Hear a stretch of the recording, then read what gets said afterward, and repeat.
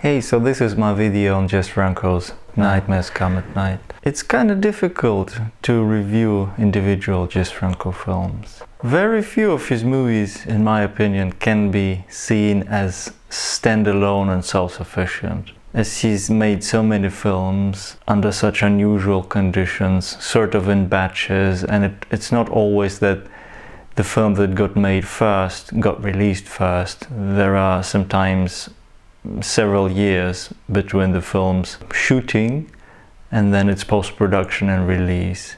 Some of the films were partially shot and some of the footage was saved to be inserted in later projects, and Nightmares Come at Night is one of those recycled movies which has sort of been put together from leftovers or unfinished movies. Nightmares Come at Night features Soledad Miranda in a tiny part. Soledad Miranda is a massive name for Jess Franco fans, for she has appeared in at least two really important films he's made, Vampires Lesbos and Count Dracula, not to mention a number of others Jess has made for the German producer Arthur Brauner. Nightmare Comes at Night features only a tiny bit of footage with Soledad Miranda, and we should still be grateful that Jess chose to recycle it and insert it into this patchwork movie. I'm not sure which film Jess Franco is riffing on with Nightmares Come at Night. I'm sure there is some 1940s Hollywood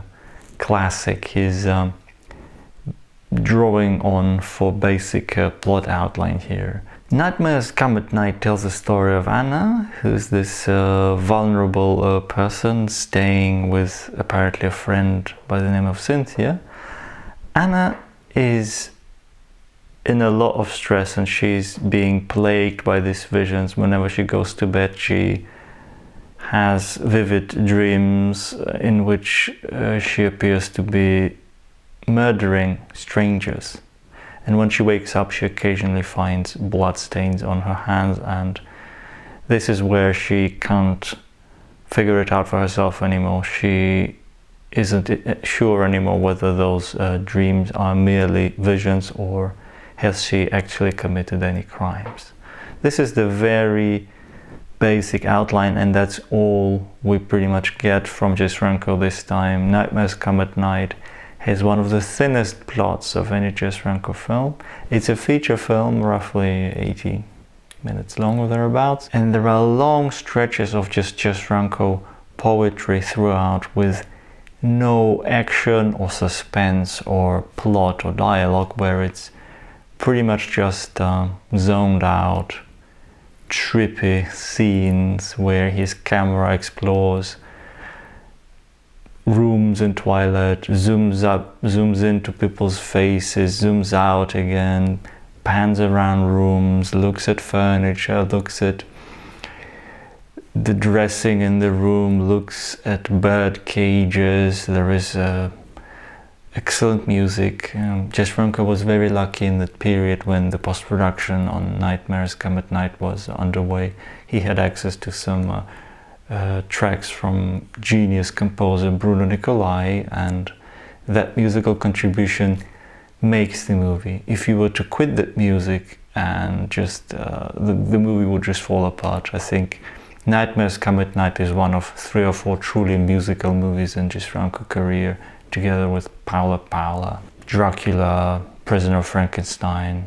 Nightmares Come at Night also features a brief appearance from another Jess Franco regular, Jack Taylor, the amazing actor who had appeared alongside Marilyn Monroe, Arnold Schwarzenegger, and then went on to make like a dozen movies with Jess Franco.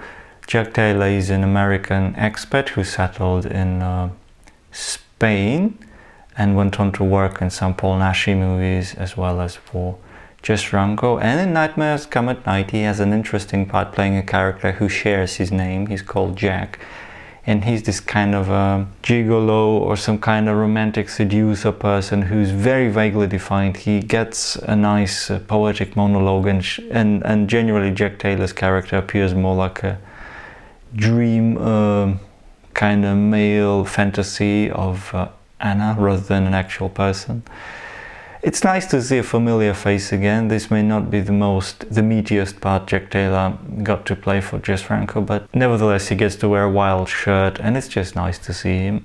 Nightmares Come at Night isn't really so much about sex, but there is some naked flesh on display. Considering it was a completely no-budget film, this was the only way Jess Franco was gonna make a movie for almost nothing and get away with it, was by putting some nudity, which at the time guaranteed sales, because those were like early 70s when nudity was still such a massive draw. So Nightmare Comes at Night just exploits female beauty pretty much and rides on that, and it doesn't have much of a substance. So it can be hugely frustrating to viewers who are used to more conventional movies, because there is no 3-act structure, there is barely any semblance of a traditional entertainment. There are long stretches where we can't even quite see what's going on, because it's either too dark or it's out of focus, or there is a thick filter applied, so everything is very hazy and you just basically left on your own fantasizing a little bit about what is this you're watching, because it's very open to interpretation, because Jess Franco didn't really bother with writing a complete script for this film. Nightmares Come at Night is pure Jess Franco. I think it's a nice divisive title where it can be a great way to test your sensibilities. Do you want to stick with more traditional conventional films, which is what Jess Franco used to make up to that point, up to about 1968-69. Jess was still with relatively big budgets and complete scripts and occasionally very good actors. And after that he started gradually working with smaller and smaller budgets and relying more on his clever techniques to make movies with exciting titles, interesting posters, and very little going on actually. So if you're not happy with just pure sleaze and low budget poetry and interesting European vibes and strange abandoned locations, then Nightmares Come at Night is going to be a challenge. It's a movie which dispenses with traditional plot for the most part and reduces traditional structure to its bare essentials. There is a beginning, a middle, and an end, and there is, you could say, there is a story, but Jess Franco pretty much skirts around and focuses on incidental moments in it, because he's not interested.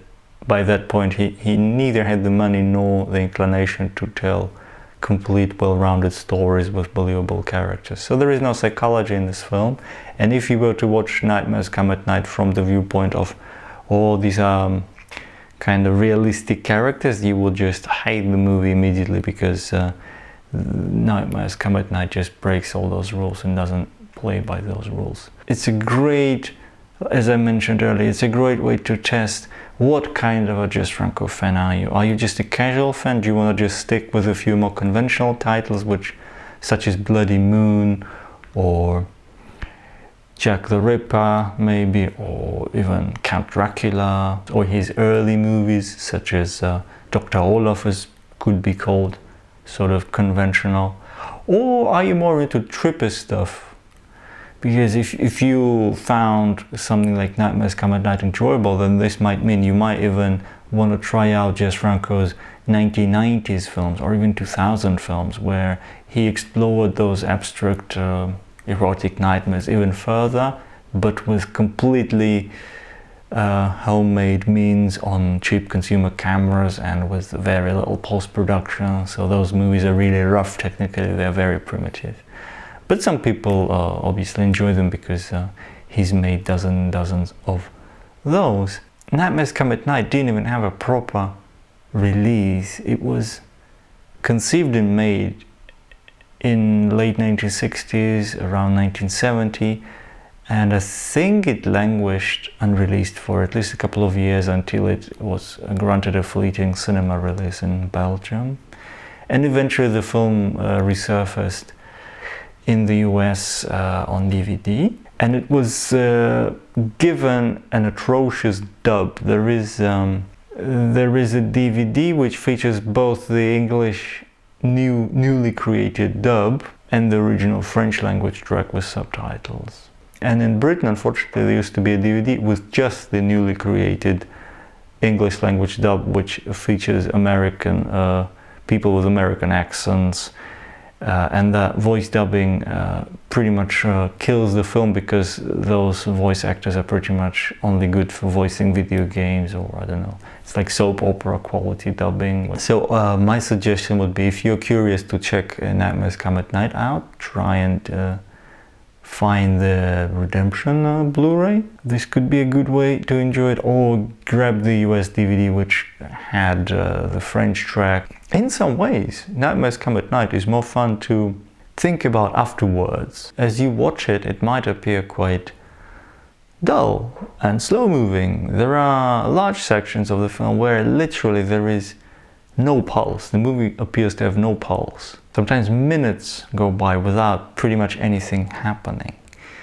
But nevertheless, once you've seen it, it somehow stays with you, and there is definitely something in this film. So it does deserve its cult reputation, in my opinion. So in case you're still watching this video, this is Trash Film Addict. My mission is to make people watch more films.